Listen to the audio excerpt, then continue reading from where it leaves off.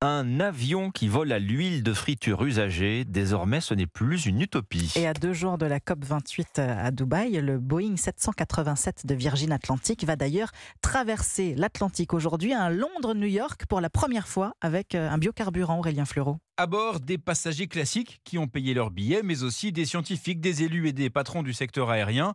Un vol de démonstration qui a reçu toutes les autorisations de l'aviation civile britannique et dont l'empreinte carbone sera réduite d'environ 70%. Pas besoin d'adapter le Boeing 787, précise Florence Delprajano de l'IFP Énergie Nouvelle. On a des biocarburants qui sont aujourd'hui matures. Ils peuvent être incorporés sans avoir à changer le moteur. Donc ils peuvent être utilisés tout de suite sans avoir à changer non plus le dispositif de distribution de carburant. Pour l'industrie aérienne, ce vol représente une étape majeure, même s'il reste de nombreuses questions.